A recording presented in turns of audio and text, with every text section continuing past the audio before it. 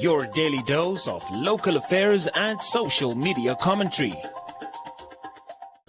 Today on 1, Nampol launches Operation Basadi. Government urged to invest in youth to address food security. City of Windhoek hosts Christmas lunch for the elderly. And Mario Nalenge holds 14th annual holiday soccer coaching clinic.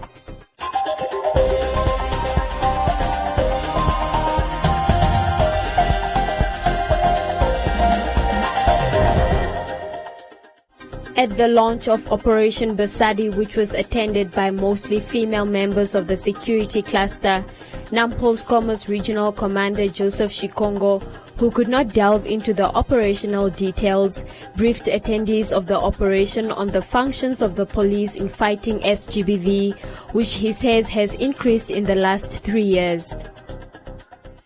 Statistics given by the Namibian police at a recent event show that the country's sexual and gender-based violence crimes stand at nearly 3,000 rape cases, of which 2,300 involve women and children. Another figure of 94 murder cases were recorded, of which 54 are women and children.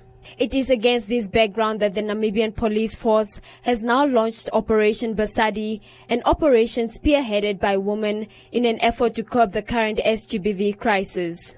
It's indicated that the members that are here today, they are women. The majority of you are women. And we have a word, that is a Swahili word, that's called Basadi. Basadi means women. And I think this is basically what clearly demonstrates the competence and the capacity of our women, what they are able to do. Women are able to conduct the operation, join the operation like anybody else. Shikongo further notes that it is during such operations that the force is able to fulfill its mandate of ensuring safety and security, and that they will continue giving SGBV crimes the priority they deserve. But although the general crime situation in the country is under control, there are some pockets of criminal activities which have been potentially of causing insecurity in our country. As of recent, crimes such as gender-based violence, GBV, rape, murder, and armed robbery are popping up more prominently countrywide, despite the fact that the statistics are not illustrating an increase. We are worried not because of the perceived numerical value, but because of the manner and the destiny in which they are. The use of ICT, innovation and agro-processing skills for the agricultural and food sector, as well as designing digital solutions to provide information and knowledge that can help actors in food systems to respond to the challenges facing youth development and food systems transformation. By creating a safe, supported, and sustainable digital and skills innovation ecosystem, we will enable the youth to grasp opportunities along agricultural value chains, thereby securing their own financial prosperity and contributing to social economic development, and ultimately contributing to building and sustaining peace. Because there is nothing worse than a restive and unhappy youthful population in any country. Windhoek has over the years experienced a huge rural-urban migration where many migrants have settled along the outskirts of the city's informal settlements, with most of them living in extreme poverty while faced with food insecurity. According to the UNESCO head of office and representative to Namibia, prioritizing agriculture in national budgets, policies and investment, as well as introducing sustainable and green technology to their agricultural practices, is critical in responding to rural poverty and food insecurity. By providing youth, rural women and men with access to education and training of good quality and relevance, and the appropriate technology, we can ensure that they are through innovative ideas and practice, creating a rural agriculture sector that is sustainable and provide a response to the challenges faced by the economy, society, while addressing the issue of food security and income. The Namibia National Commission for UNESCO also made a commitment to support 2 youth projects that promote agriculture, gender equality and rural development through seed funding of 5,000 Namibia dollars each. Today the Commission wants to make the following commitment, namely to support 2 youth projects that show viability and sustainability and that will contribute to Namibia's economy. These projects will be supported through seed funding of 5,000 Namibian dollars each and will be reviewed annually. The modalities of how you will partake or apply will still be communicated to you. I call upon the youth to identify innovative projects that support the use of indigenous knowledge, to promote rural development, gender equity, conservation of biodiversity, and sustainable management of ecosystems. Namibia's Prime Minister Sarah Kugongelwa Amadila also recently disclosed a worrying figure of more than 400,000 people in the country that are facing high levels of acute food insecurity.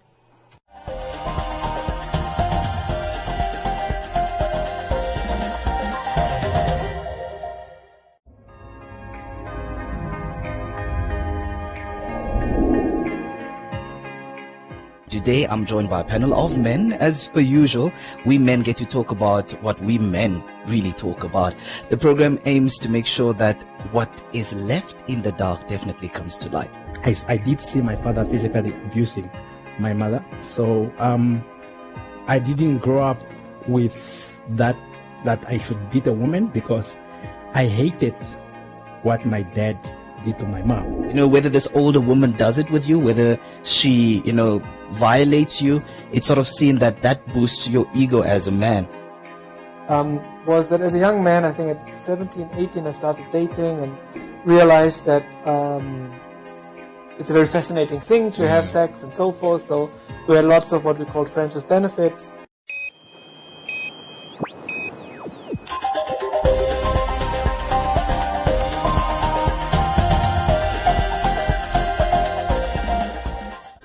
More than 200 elders flocked to the annual Christmas lunch hosted by the city of Windhoek. Although only a few were invited, the new mayor, Jopam Panda, accommodated all in attendance and made sure that all received food parcels. We have asked to make sure that they get the parcels. If they are not enough, they must go and get new ones.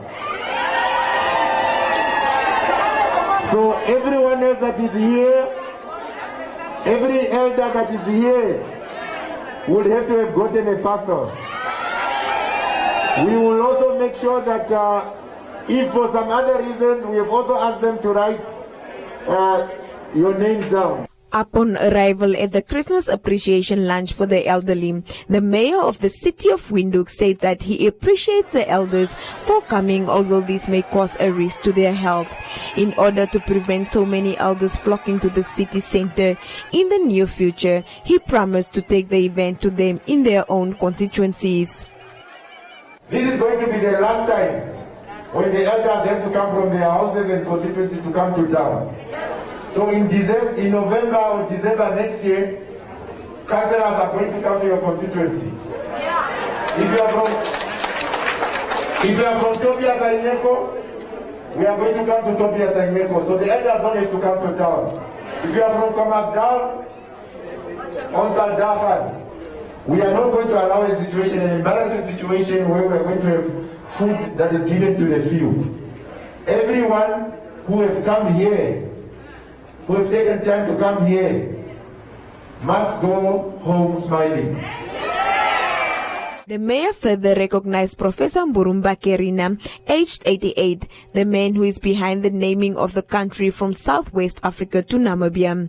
Kerina said that the youth should take the battle of the future into their own hands, as they did in the past.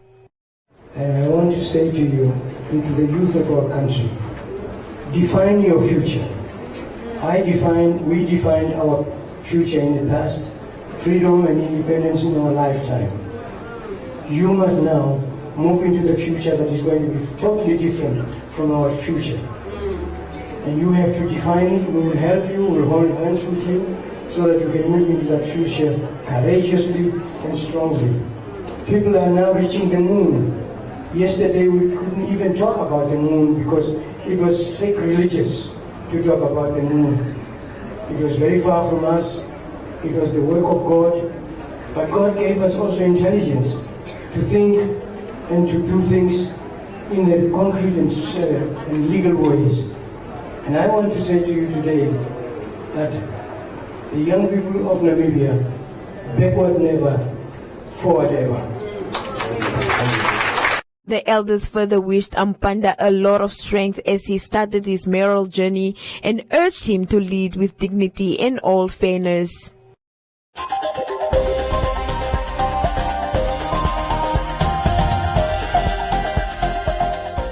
I'm here for sy tutoring.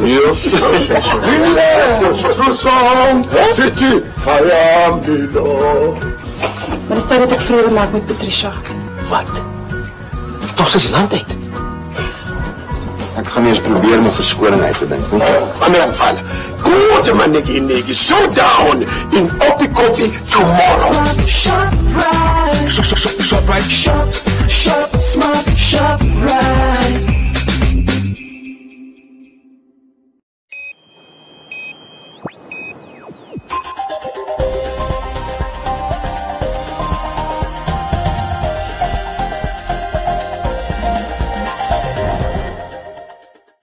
The Mario Nailenge Foundation recently concluded its 3-day annual holiday soccer coaching clinic at Academia Secondary School Sport Field. The annual clinic is now in its 14th edition and is aimed at assisting aspiring footballers with training whilst they are still young, teaching kids about life skills and at the same time having fun.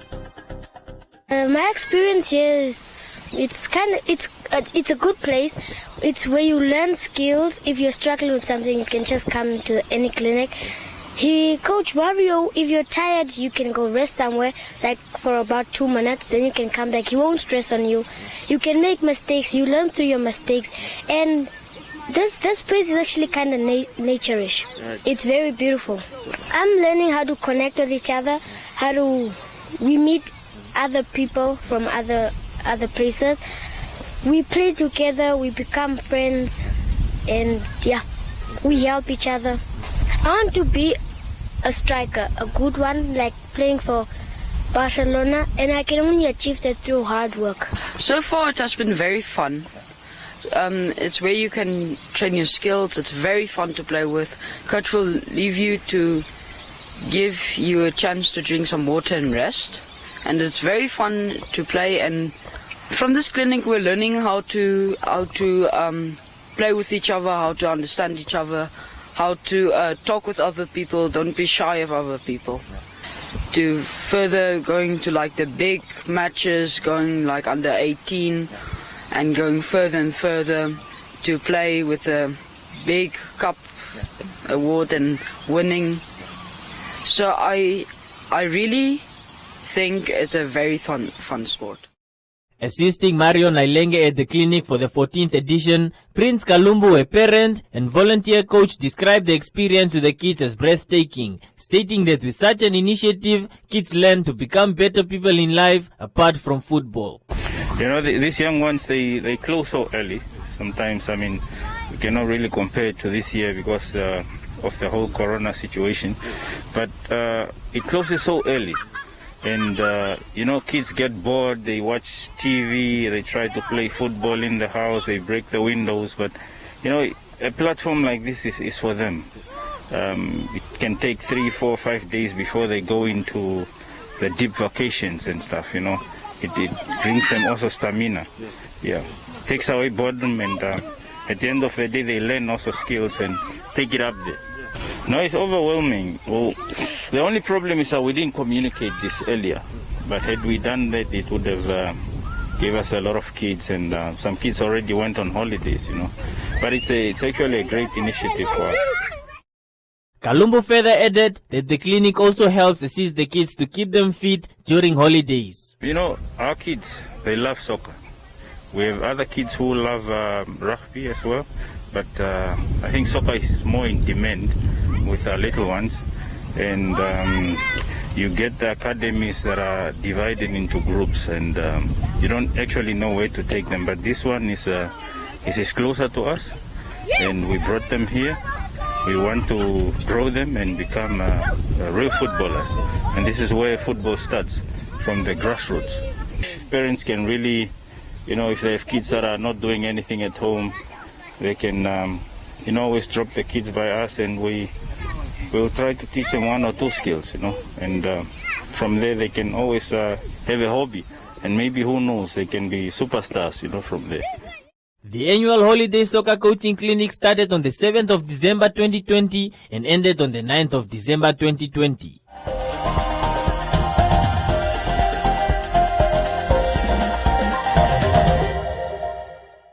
You know what makes Christmas so special? It's that little extra. And at Spar, we have thousands of extras. We're granting thousands of Christmas wishes and giving thousands of our customers free shopping, plus thousands in Christmas savings. Like Brooks Oros range for just $13.99 and Cool Peach slices or halves for only $24.99. Spar, the home of 1,000 little extras this Christmas.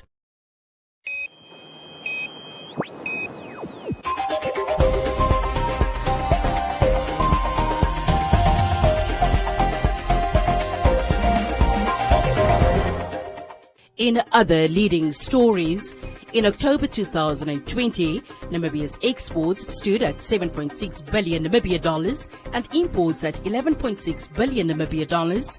Subsequently, the country's trade balance resulted in a deficit of 3.9 billion Namibia dollars, and total trade amounted to the tune of 19.2 billion Namibia dollars.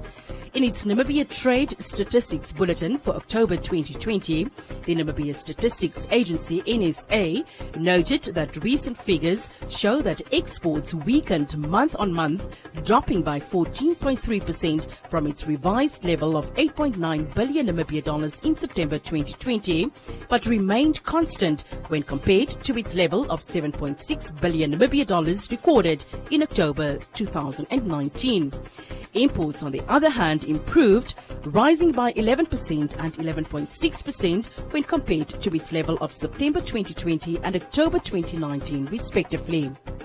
China maintained its dominance as the country's largest export destination, with a share of 38.4% of all goods exported, and was followed by South Africa, which accounted for 13.9% of total exports.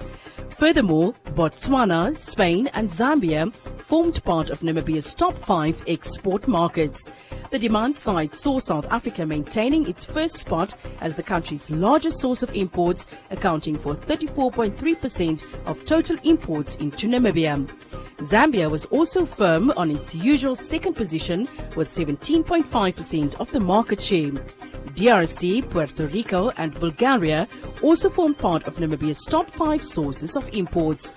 On the import side, SACU remained on the main source of Namibia's imports, having a share of 35.5% in the country's total import bill, followed by COMESA and SADC, excluding SACU, with 26.3% and 26.1% respectively. The EU had a share of 10.4% in Namibia's total import bill.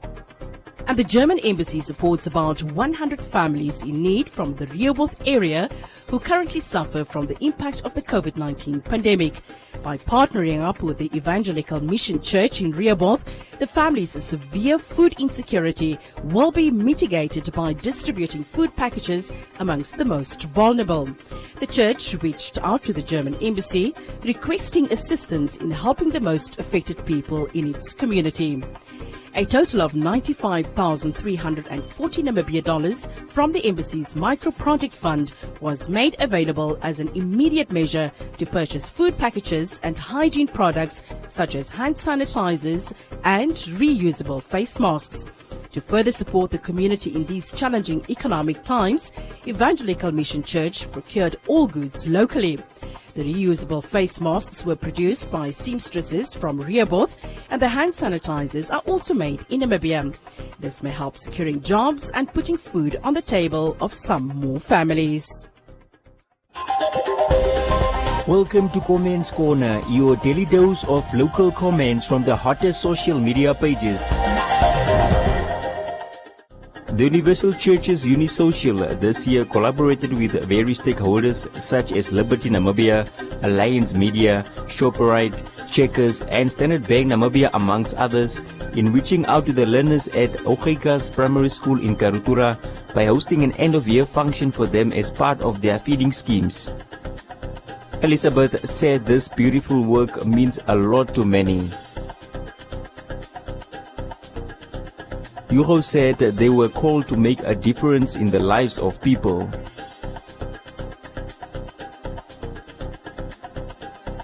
Tammy wishes that more corporates could come on board with support.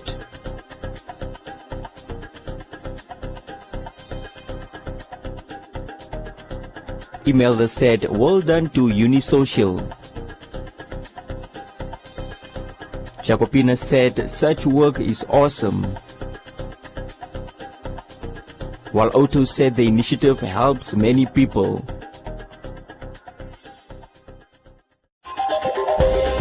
And that is all from Comments Corner. Be sure to post your comments on our social media pages for broadcast every day only on Today and One.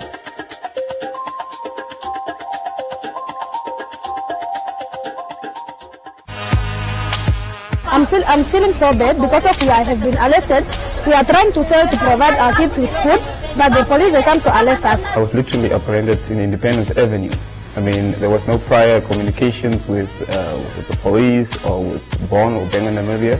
These guys literally just apprehended us on surprise. And when you are talking in a manner that is exaggerated about brutality in this country, I should ask you in which country you live. Yes, I can confirm that indeed there were 2 cell phones that were found after a search was conducted at the cells that the Fish Road accused us staying. Do you understand the amount of money that the government has spent on the fight against COVID-19? Could they have spent 300 million on tracing people and managing people? Is that even possible?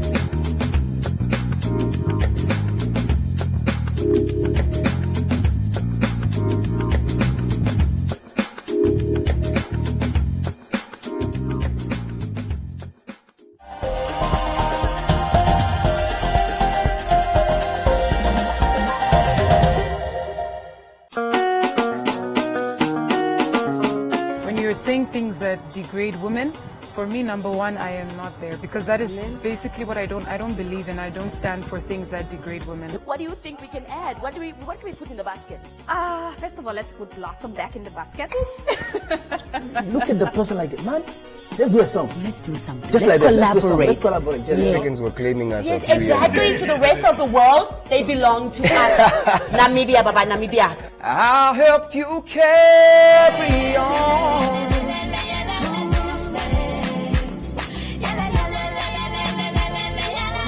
Creating music and putting some stuff out for the people who've been supporting me, that's definitely something that's next on my list.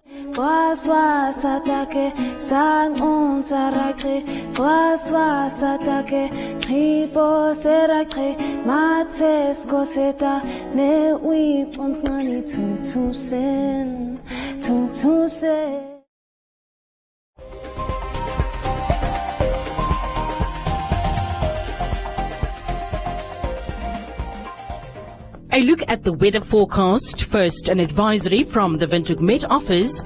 Widespread thunder showers are expected in the Zambezi region this weekend, so please do take the necessary precautions. The Namibia interior partly cloudy and hot to very hot, with a few to isolated thunder showers over the eastern half of the interior, but scattered to widespread thunder showers in the Zambezi region, elsewhere sunny and hot to very hot. The coast partly cloudy and cool with fog patches in the morning, and the wind moderate to fresh southwesterly.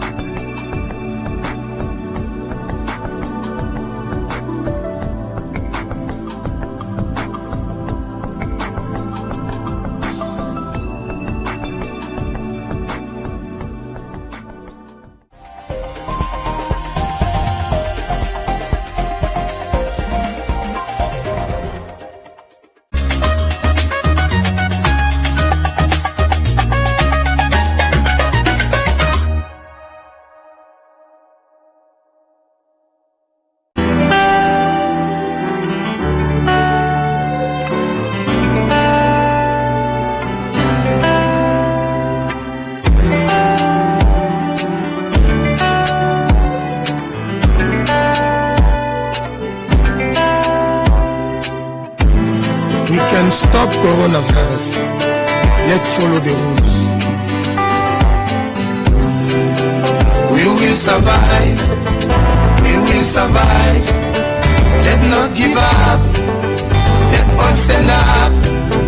We will survive. We will survive. All together.